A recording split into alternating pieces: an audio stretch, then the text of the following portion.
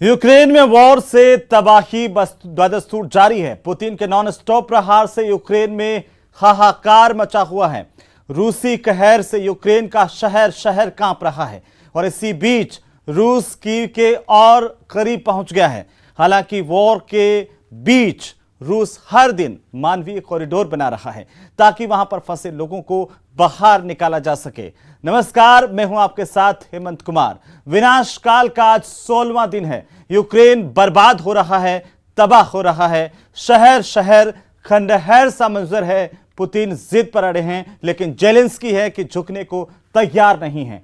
अब इस युद्ध में केमिकल वॉर की भी बात होने लगी है। रूस का यह आरोप है कि यूक्रेन में जैविक हथियार मिले हैं, लेकिन जेलेंस्की इससे साफ इनकार कर रहे हैं, नकार रहे हैं। वहीं अमेरिका ने एक बार फिर से साफ कर दिया है कि वो यूक्रेन में अपनी सेना नहीं भेजेगा। इसी बीच ऑपरेशन गंगा के तहत यूक्रेन में फंसे हुए भारतीय स्टूडेंट्स की वतन वापसी भी लगातार जारी है। सूमी में फंसे सैकड़ों स्टूडेंट्स को एयरलिफ्ट किया गया है, जो कि वतन वापसी के लिए केंद्र और राज्य सरकार का आभार जता रहे हैं। लेकिन बड़ा सवाल आखिरकार यह है कि इस युद्ध का अंत कब होगा, कब तक दुनिया इस तबाही को देखती रहेगी और यूक्रेन में वॉर से बेगुनाह लोग बेमौत कब तक मारे जाएंगे।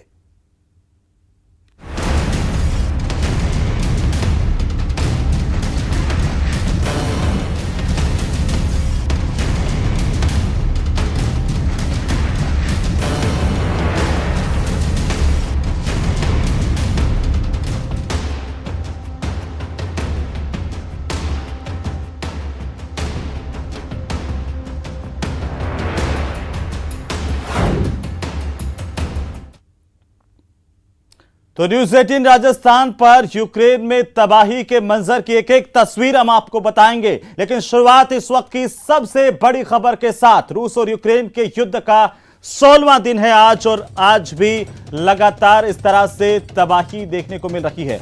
राहत सामग्री और सैन्य मदद भी यूएस देगा। यह बड़ी खबर इस वक्त की।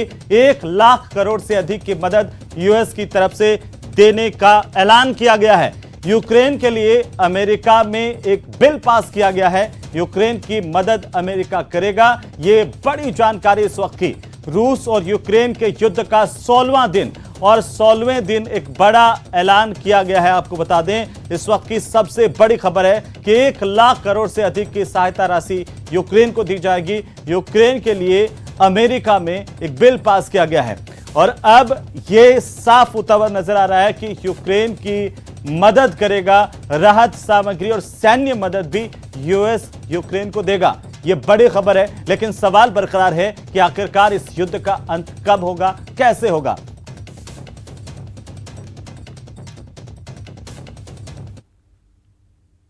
और इसी बीच एक और बड़ी खबर हम आपको बता दें, कीव पर रूस के फाइनल हमले की तैयारी की जा रही है। बड़ी जानकारी है और साथ ही साथ चिंताजनक खबर है। रूसी सैनिकों का काफिला 4 तरफ बंटा हुआ है, जिसमें खार्किव, कीव, बूचा पर हमले की अब तैयारी है। आपको बता दें कि हर आधे घंटे में मारियुपोल में रूस की बमबारी चल रही है।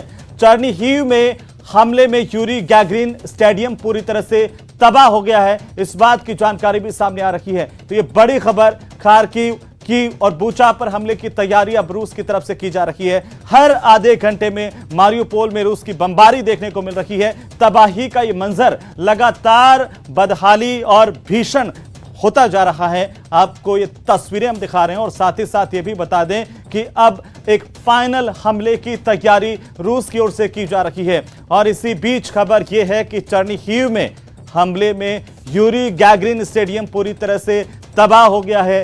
कभी जो स्टेडियम खिलाड़ियों से गुलजार रहा करता था, वो स्टेडियम और उस स्टेडियम का जो मंजर है वो आज किसी से देखा नहीं जा रहा है, और यही युद्ध की विभीषिका यहां पर नजर आ रही है। तो वहीं रूस ने यूक्रेन पर यह आरोप लगाए हैं कि वो बड़े पैमाने पर जैविक हथियार बना रहा है। रूस यूक्रेन पर केमिकल हथियार बनाने के लगातार आरोप लगाता रहा है, लेकिन यूक्रेन के राष्ट्रपति ने रूस के इन आरोपों को खारिज किया है। साथ ही हम आपको बता दें कि जेलेंस्की ने कहा है कि खुशहाल देश के खुशहाल लोगों के वे राष्ट्रपति हैं, और इसके साथ ही 2 बच्चों के पिता भी हैं। रिपोर्ट देखिए। यूक्रेन में नॉन-स्टॉप तबाही।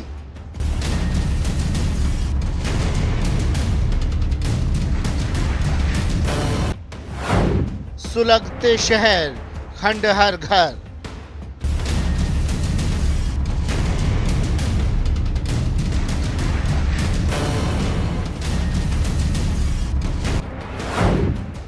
रूसी कहर, तांडव शहर शहर।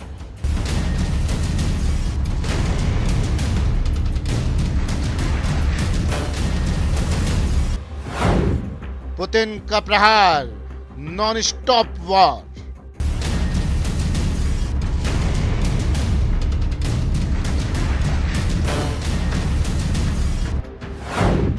सीक्रेट हथियार, अमेरिका तैयार।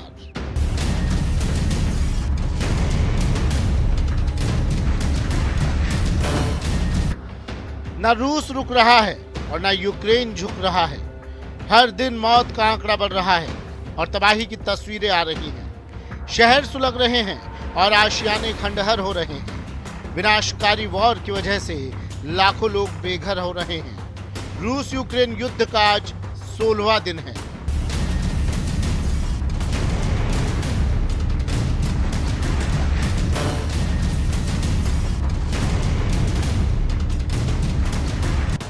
रूसी सेना कीव के और करीब पहुंच गई है। रूस ने यूक्रेन के 4 बड़े शहरों को घेर लिया है और राजधानी कीव की सीमा के करीब तक पहुंच चुकी है। ताबड़तोड़ रूसी हमलों के बावजूद पूरब में खार्किव अभी यूक्रेन के पास है। वहीं उत्तर पूर्व में सूमी रूसी सैनिकों के घेरे में है, लेकिन मानवीय कॉरिडोर के जरिए यहां से हजारों लोग सुरक्षित निकलने में कामयाब रहे। इसके अलावा राजधानी कीव भी अभी यूक्रेन के पास है। कीव पर रूस की पैनी नजर है और शहर की सीमा पर चारों ओर से रूसी सैनिकों के वाहन देखे जा सकते हैं। पिछले 2 दिनों में यूक्रेन के सुमी और कीव से 80,000 लोगों को निकाला गया।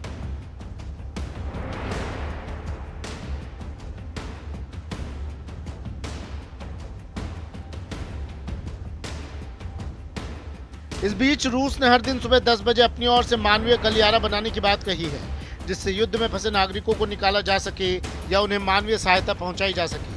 ये कॉरिडोर रूस की ओर से होगा। इसके लिए यूक्रेन सरकार की अनुमति नहीं ली गई है।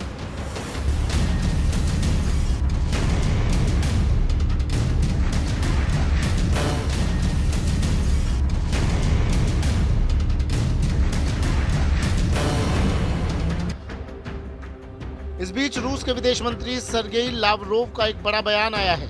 उन्होंने कहा कि रूस ने कभी युद्ध नहीं चाहा। यहां तक कि उन्होंने अभी चल रहे युद्ध को खत्म करने की मांग की। यूक्रेन और टर्की के विदेश मंत्रियों के साथ बैठक के बाद लावरोव ने कहा कि वे कीव की सुरक्षा गारंटी पर बातचीत को तैयार हैं। उन्होंने रूस के राष्ट्रपति व्लादिमीर पुतिन और यूक्रेन के राष्ट्रपति वोलोदोमिर ज़ेलेंस्की के बीच बैठक की संभावना से भी इनकार नहीं किया। उन्होंने कहा कि उन्हें नहीं लगता कि न्यूक्लियर युद्ध शुरू होगा। उधर संयुक्त राष्ट्र ने कहा कि ये समय युद्ध प्रभावितों को समर्थन देने और उनके प्रति एकजुटता दिखाने का है। वहीं संयुक्त राष्ट्र सुरक्षा परिषद में शुक्रवार को रूस के उस दावे पर बात होगी जिसमें रूस ने कहा है कि यूक्रेन की जमीन पर अमेरिकी सेना की जैविक गतिविधियां देखी गई।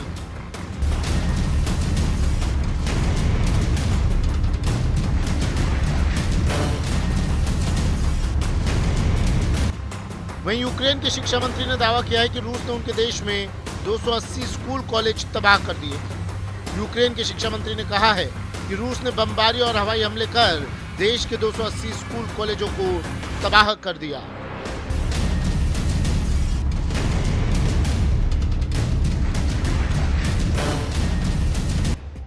रूस यूक्रेन वॉर के बीच एक बार फिर अमेरिका ने कहा है कि रूस के खिलाफ युद्ध लड़ने के लिए अमेरिकी सेना को यूक्रेन भेजने की उसकी कोई मंशा नहीं है।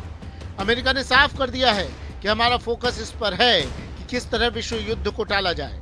इसी के चलते अमेरिकी राष्ट्रपति जो बाइडेन ने तुर्की के राष्ट्रपति तैयब एर्दोगन से रूस यूक्रेन युद्ध को लेकर बात की। इसमें रूस को युद्ध के लिए जिम्मेदार ठहराने के लिए लगातार बनाए जा रहे अंतर्राष्ट्रीय दबाव के महत्व को लेकर भी चर्चा की गई।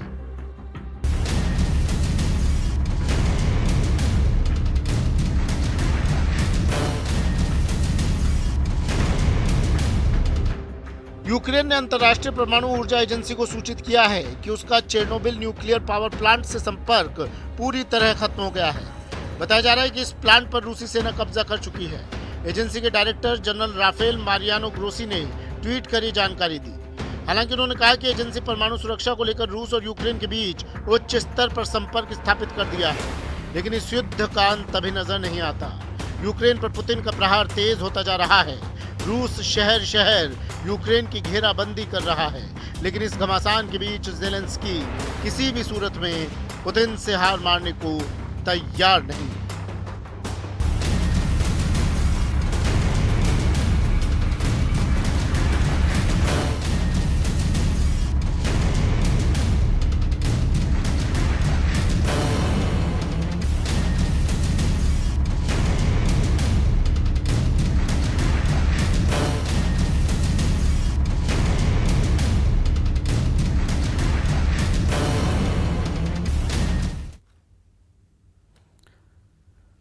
तो यूक्रेन में युद्ध की विभीषिका के बीच दोनों देशों में एक दूसरे को लेकर के बयानबाजी भी जारी है। क्या कुछ कहा जा रहा है, चलिए सबसे पहले हम आपको वो सुनवाते हैं।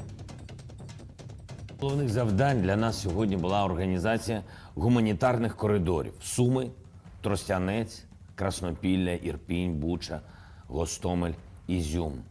За цей день вже вдалося вивезти майже 40 тисяч наших людей, дати їм нарешті безпеку у Полтаві, Києві, Черкасах, Запоріжжі, Дніпрі, у Львові. और विनाशकाल में इस वक्त की सबसे बड़ी खबर युद्ध को लेकर के हम आपको बता दें कि रूस पर यूक्रेन ने जबरदस्त पलटवार किया है। 24 घंटे में 10 रूसी विमान को मार गिराए जाने का दावा यूक्रेन की तरफ से किया गया है। अब तक 49 रूसी विमान मार गिराने का दावा यूक्रेन ने किया है। यह बड़ी खबर इस वक्त की केमिकल हथियार पर ज़ेलेंस्की का यह दावा है।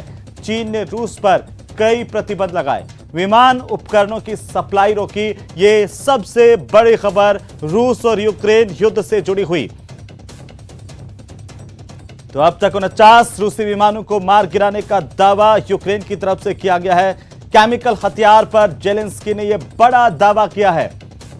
तो यूक्रेन ने जबरदस्त पलटवार किया है रूस पर, सबसे बड़ी खबर है।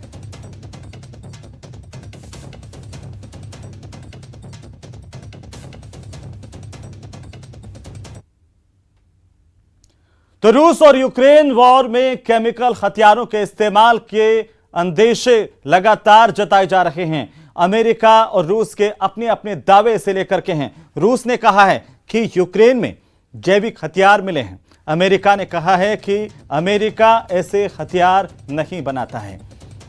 साथ ही अमेरिका ने कहा है कि वो हथियार नियमों का पालन करता है।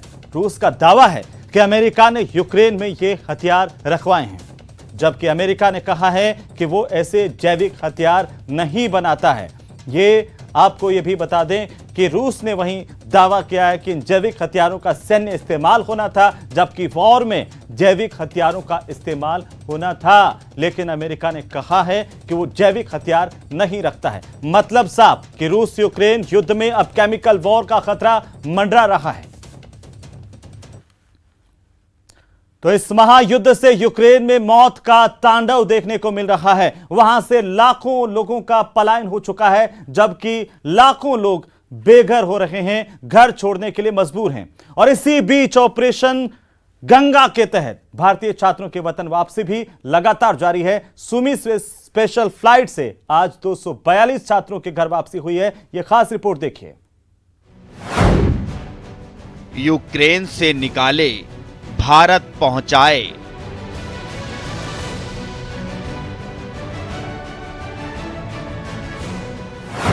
ऑपरेशन गंगा अपनों का जिम्मा।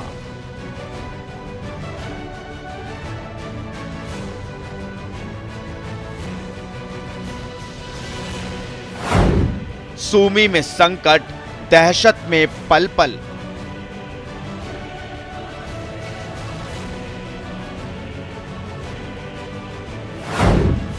घर को आए, चेहरे मुस्कुराए।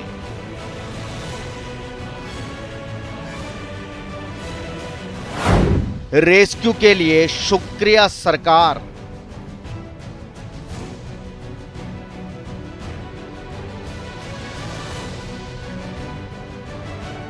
हाथों में तिरंगा, चेहरे पर मुस्कान और विक्ट्री का साइन। रेस्क्यू के लिए शुक्रिया सरकार। यूक्रेन से शुक्रवार को एक और स्पेशल फ्लाइट छात्रों को लेकर IGI एयरपोर्ट पर लौट आई। इस फ्लाइट से 242 छात्रों की यूक्रेन से वतन वापसी हुई है। ये छात्र खुश हैं कि अपने घर पहुंच गए, लेकिन दहशत के उन दिनों को याद कर आज भी दहल उठते हैं। लेकिन विश्वास था कि हिंदुस्तान है तो सुरक्षित घर वापसी जरूर हो जाएगी, और छात्रों के इसी विश्वास को केंद्र सरकार ने ऑपरेशन गंगा के तहत पोलैंड के रास्ते वतन वापसी करा साबित कर दिखाया। हालात जब हम निकल रहे तो खैर सीज फायर हो गया था, तभी हम निकल पाए हैं, बट उससे पहले खराब थे और उसके आने के बाद भी हमने सुना है कि बहुत हालत खराब हो गए हैं। उससे पहले हम बॉम्ब की आवाज़ सुनते थे, शेलिंग होती थी, फायरिंग होती थी, बट जैसे जैसे हमने मैनेज किया वहाँ से और अपने आप को स्ट्रांग रखा, बस बिलीव किया कि एम्बेसी हमें जल्दी निकालेगी और आज हम यहाँ हैं। गवर्नमेंट ने पहले तो हमें लगा था कि हम बहुत लेट हो गए हैं, कैसे होगा, बहुत डर गए थे हम सब लोग। जैसे वीडियोस भी आप लोगों ने देखी होंगी हमारे बच्चों की, सुमी स्टेट यूनिवर्सिटी की, बट लास्ट में गवर्नमेंट ने जो है हमारी हेल्प की है, हमें कोई प्रॉब्लम नहीं हुई। डायरेक्ट बसेस मिली, ट्रेन्स मिली, डायरेक्ट प्रॉपर इवैक्यूएशन हुआ है ना, हमें बॉर्डर पे खड़े रहने पड़ा 5 to 6 जैसे पहले बच्चों को रहना पड़ता था, तो अब हमारा अच्छा था इवैक्यूएशन। बहुत सारे टैंक्स थे, अराउंड 60 टैंक्स रशियन हमने देखे वहां से निकलते हुए बिल्कुल पास से। इवन एक बच्चा वीडियो ले रहा था तो उसका फोन भी ले लिया गया, उन लोगों ने फोन ले लिया उसका, गन्स रख के कि फोन वापस करो अपना। डर तो था बट हमें पता था कि हाँ हम सेफ है, हमें कुछ नहीं होगा अगर हम यहाँ से निकल जाएंगे तो। ये छात्र यूक्रेन के सूमी में फंसे थे। वहां से वतन वापसी की राह मुश्किल जरूर थी, लेकिन नामुमकिन नहीं, क्योंकि केंद्र सरकार ने छात्रों को वॉर से बाहर निकालने के लिए बीड़ा उठाया और इन छात्रों को सही सलामत अपने घर पहुंचाया। छात्र केंद्र सरकार के इस कदम की जमकर तारीफ कर रहे हैं। सर, जिस दिन हम निकले वहाँ से उस दिन भी बम्बार्डमेंट हुई। हमारे एरिया में तो नहीं, लेकिन पूरे सिटी में बम्बार्डमेंट उस दिन हुआ। लेकिन इंडियन गवर्नमेंट ने, रेड क्रॉस ने, सबने मिलकर के बहुत अच्छे तरीके से काम किया। एक ग्रीन कॉरिडोर हमारे लिए बनाया।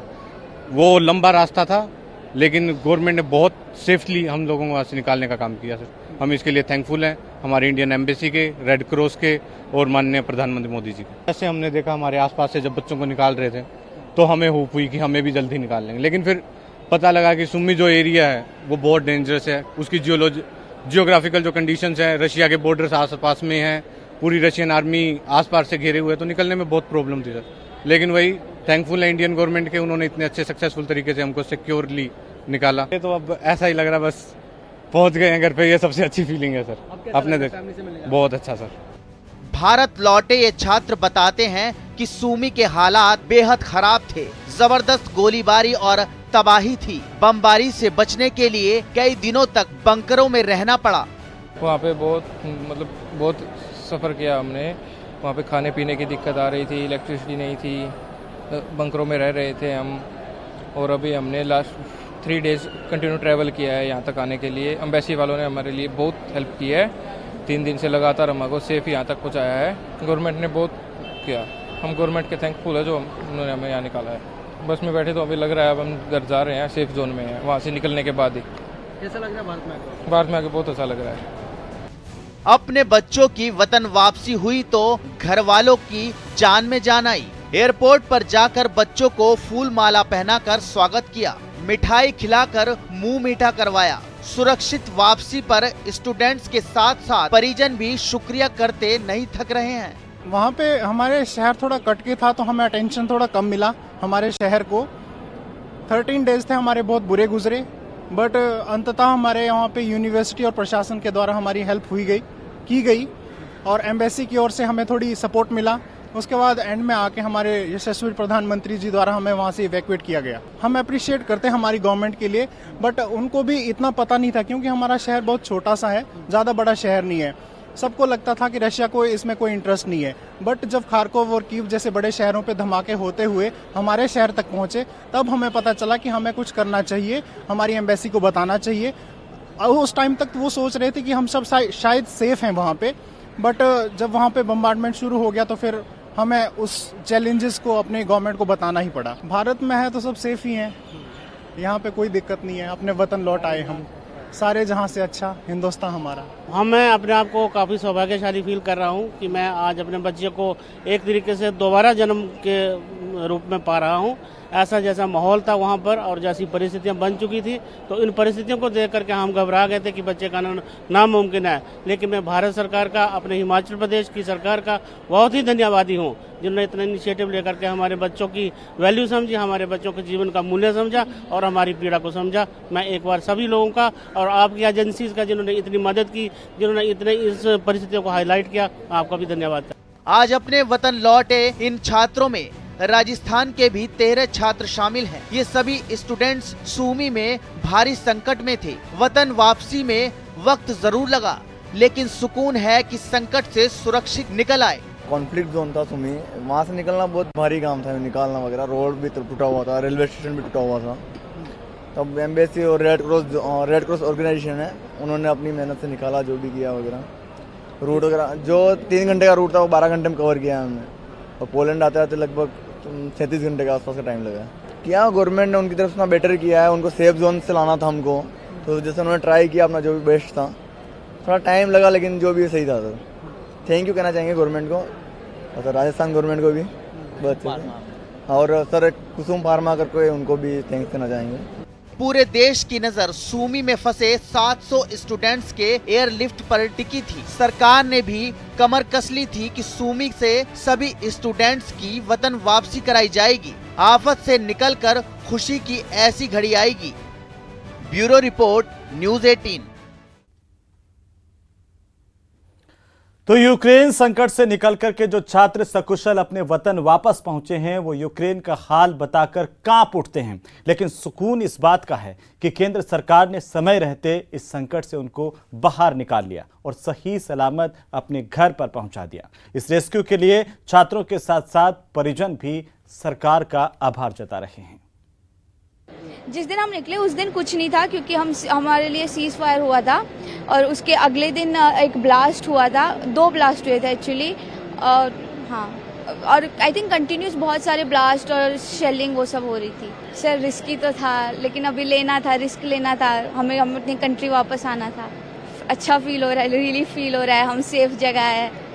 अभी बंकर में भागने की जरूरत नहीं पड़ेगी थोड़ी थोड़ी देरों में। सूमी के हालात अच्छे नहीं है, सूमी से निकलना सबसे बड़ा टास्क था। तो हम सूमी से पहले लवीव गए, लवीव से पोलैंड से हमें इवैक्यूएट किया गया और इंडिया लाया गया न्यू दिल्ली के थ्रू। बहुत ज़्यादा मुश्किल था। नॉर्मली हम लोग इंडिया आते हैं तो हमें 1 से 1.5 दिन लगता है, मुझे वापस आने में 4 दिन लग गए। मैं 4 दिन से लगातार ट्रैवल कर रहा हूँ। सो मुश्किल था, बट वापस आके बहुत अच्छा लग रहा है। सूमी के हालात अभी ख़राब होते जा रहे हैं, और हम वहाँ पर किसी भी टाइम पे बॉम्बिंग शुरू हो जाती है और किसी भी टाइम पे फायरिंग शुरू हो जाती है, तो सिचुएशन ठीक नहीं है। और एयर स्ट्राइक्स काफ़ी ज़्यादा हो रही है आज के टाइम पे। जब हम निकले उस समय पर तो बहुत ज़्यादा सिचुएशन ख़राब थी। जिस दिन हम निकले उसे 1 दिन पहले सिचुएशन बहुत ज़्यादा ख़राब होने गई थी, और हॉस्टल के आसपास भी बॉम्बिंग बहुत ज़्यादा सुन रही थी उस दिन। सूमी से बाहर निकलने के लिए हमारा इवैक्यूएशन प्लान हुआ था, बट जो ग्रीन कॉरिडोर एस्टेब्लिश हुआ था वो कैंसिल हो गया था, तो उसकी वजह से हमें लगा था कि शायद इसके बाद हमें और 1 हफ्ता रुकना पड़ेगा, बट हमें नेक्स्ट डे इवैक्यूएट कर लिया गया था। तो सिचुएशन ठीक हो गई थी फिर उसके बाद हमारे लिए। जैसा कि सभी को मालूम है कि यूक्रेन में जिस तरीके से रशिया का युद्ध चल रहा है, उसके बाद मेरा बेटा सूमी शहर में 5th ईयर में पढ़ता था और वो वहाँ पर फंस गया था, और लाख कोशिश के बावजूद वो नहीं निकल पा रहे थे क्योंकि चारों तरफ बम। तो यूक्रेन में लगातार तबाही का मंजर है। लोगों के लिए परेशानी अभी कम होती हुई दिखाई नहीं दे रही है। फिलहाल विनाश काल में मेरे साथ इतना ही। नमस्कार।